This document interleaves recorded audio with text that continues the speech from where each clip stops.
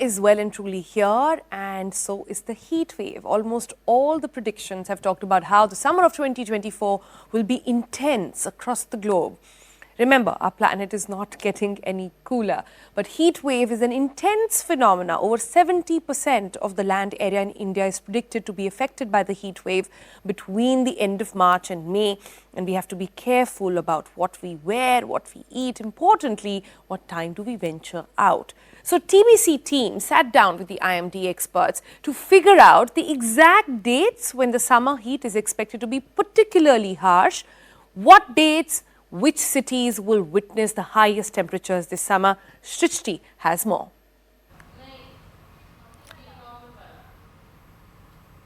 So absolutely, Sonam. Sonal, summers are here and the bright sun outside is clearly warning us that it's going to get even hotter over the next few weeks. So far, we have seen temperatures touching 41 degrees Celsius in several states, especially parts of Gujarat, Saurashtra and Kutch, parts of Madhya Maharashtra, Marathwada, Vidarbha region, as well as coastal Karnataka, Rayalaseema and Rajasthan. Mumbai recorded its hottest day this March just yesterday, and even Delhi, where the temperatures were as high as 37 degrees Celsius. Well, the good news is that we escaped the heat waves in March, except for a few heat wave days in Saurashtra and Kutch. But now is the time when the summer is going to hit its peak, which is April, May and as well as June, which is what we realized from last summer when the heat waves days continued till June. Now, like you rightly pointed out, Sonal, 2023 was the hottest year on record for the world, and 2024 is going to be equally hotter. Why? Because of this El Nino phenomena, which is in the equatorial Pacific Ocean. When El Nino is there, it tends to have a warmer impact on India when the temperatures tend to rise. And as of now, the El Nino effect is weakening. But like the IMD says, it's going to have an effect on the summer temperatures. And so far in March, like I said, the heat waves weren't really there. But April, May are going to be the time when heat waves are going to really hit. As per the forecast of the India Met Department, the heat waves are expected over large parts of the country. Northwest India and the central India is the core heat wave zone. But if you remember, last year we had heat waves even in the coastal areas. Quickly remind all our viewers that the IMD declares a heat wave when the maximum temperatures rise above 40 degrees Celsius for the plains. It's above 37 degrees Celsius for the coastal areas and over 30 degrees Celsius for the hill stations. So all these areas have different criteria. So it's important for us to realize that it's just not the rise in maximum temperatures. Heat wave is an extreme weather event. It's a silent killer and leads to high rate of hospitalizations across different states. If you remember last year, we had heat waves from April, May till June. West Bengal was worst hit, which had heat wave days continuing up to 19 days for Bihar, Jharkhand, Odisha, Chhattisgarh. So the lower part of the Indo-Gangetic plains. But this time around, the IMD scientists tell us that the southern region, the southern peninsular states are seeing unusually high temperatures. In February 2024 was the hottest ever for the southern peninsular region. The average monthly temperatures were a degree hotter. Remember, Bangalore experienced unusually high temperatures in February, and we were wondering what was happening. So this is the warming world that we are living in. The climate change is impacting all extreme weather events, and heat waves is one such extreme weather event where we are extremely affected. We have a rain spell for northwest India over the next 3 days, but after that we are going to see the temperatures rise and from April and May, and that is why the Election Commission of India has also issued an advisory for all the people to ensure that they are adequately equipped when this heat wave strikes. Remember, this peak summer season is also going to coincide with the election season. The elections are beginning on April 19th and they'll continue till 1st of June, and that is why the ECI has given out advisories that all these polling booths be adequately equipped with adequate water, then ORS solutions to ensure that the people who are coming out to vote do not get impacted as such. Back to you, Sonal. That's right, Shrishti, and you importantly mentioned that overlap over there. So all of us have to ensure that A, we vote, and B, we take ourselves, take care of ourselves while we go out and vote as well. But just to sort of recap that, so you're saying March to May in South India, April to June in East and West India, and April end to about July in Northwest India. That's going to be how. That's the impact that we will see in most of the country on how the heat wave is going to actually sort of go there. But Shrishti, I really want to know, when are we expecting relief then? Because rain, you talked about Bangalore over there, we've seen an almost drought condition there already, which is again, of course, all an impact of different factors over there, climate change, being one of them as well. But could you take us through when relief is actually expected?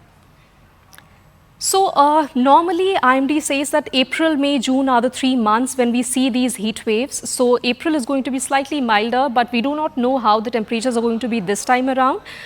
Relief, I think we can expect only when the monsoons arrive. Remember the southwest monsoon, which makes its onset over Kerala around the end of May and the starting of June. So that is when the temperatures start dipping, and but it depends on how this monsoon also progresses over India.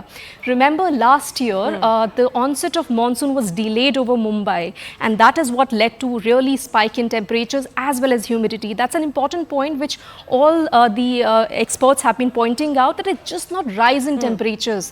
It's also the rise in humidity which makes it extremely difficult and unbearable. The summer heat makes it unbearable for the people.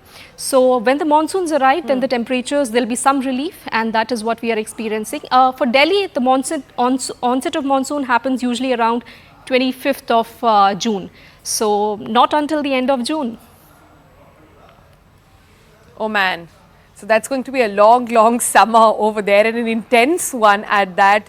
Thanks, Shrishti, so much for joining us with all those details.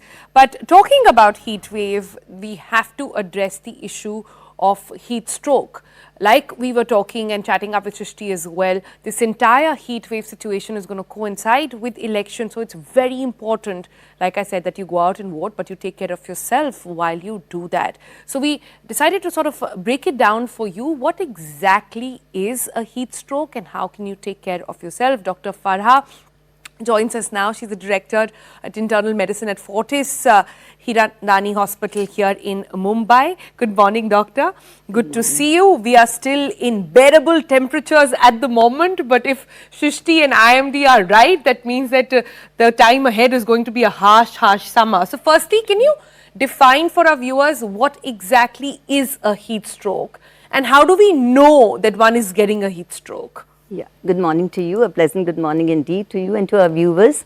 So it's the right time to discuss this topic. Heat stroke actually is a continuum and an extreme and the most severe form of heat illness. This is when the body is not able to tackle with the rising temperature outside. That means when your body temperature goes to more than 104 degree Fahrenheit or 40 degrees Celsius. It is this time when the defense mechanism of the body to protect you from heat, that is sweating, gets affected, and then you get heat stroke. And this is, as I've said, when the temperature crosses 104 degree Fahrenheit and there is a neurological involvement. That is called as a heat stroke. Right. So, and heat stroke can be lethal. It lands people in hospitals. Yes, it takes away lives as well. We hear of so many stories coming in from the hinterlands that people don't take care of it. So how does one know that that the person has got a heat stroke? Yeah, so as rightly said, heat stroke can be lethal to up to 80%.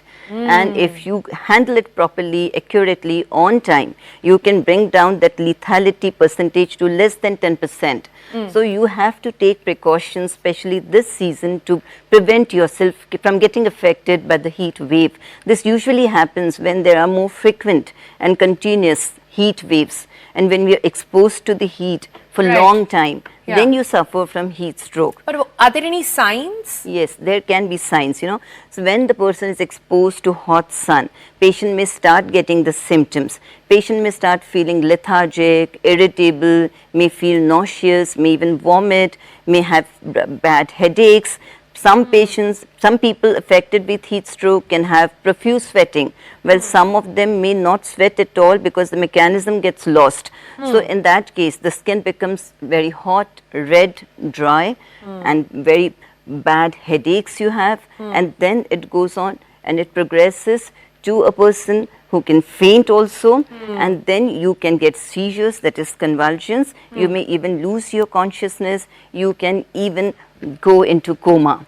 Initially, when you have this lethargic feeling, irritability, your temperature is going up, your pulse rate can also go up, your respiratory rate can go up. So with these signs, and when you are under the sun, and when you are otherwise normal, and in fact those who have other comorbidities are in fact more prone to this, you should take immediate action. Right. Move to a cooler place and start rest of the things to prevent yourself from getting affected So you've further. got to control your body temperature, but you've also got to take care of your liquid intake, right? True. To ensure that you're not getting dehydrated. Yes. That's where it starts. Yes. So what should one do? So say somebody has to go out, or kids have to go out, elders go out, nobody wants to stay in their houses, we Correct. want to venture. So one is to avoid definitely going out in peak sort of heat hours. That means in the afternoons, try and stay indoors as much as possible. But even if you have to step out, how much water should one really be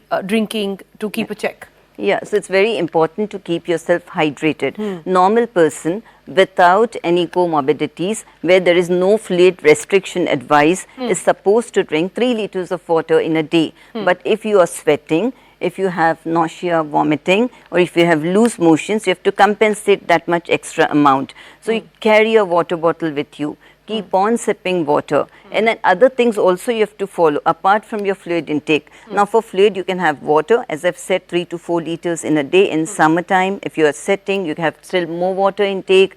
You can even have some juices. You can have even oral hydration solutions, because Like ORS. ORS, because when you sweat, you not only lose fluid, but you also lose electrolytes from the body. So you get this weakness and cramps and other things because of that. So one is fluid intake. Second is the type of clothes you wear.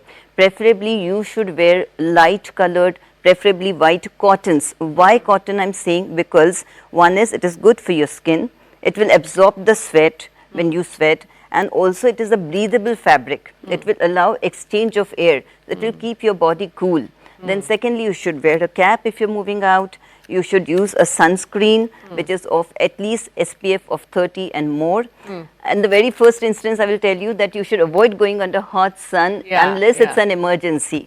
You try to schedule your timings of your work in such a way that you finish most of the portion of your work before the sun is at its maximum, before the hottest part of the day starts, that's between 12 to 4 p.m. and then rest of the work in the evenings. But if at all you have to move, use a vehicle, use a car which has AC preferably, or you can travel in a vehicle. Don't walk, and never walk barefoot. I like this input of even wearing the right kind of clothes to ensure. True. But eating right is also important, isn't Very it? right, yeah. So you should have a light diet. Hydrate yourself more. Have more of liquids and a light diet. If you have spicy food, masalas, curries and all, that will increase your metabolism further. That will add to your sweating. So that's not good for summers. You should have light diet. You should drink lot of water and protect yourself from the direct effect of the sun.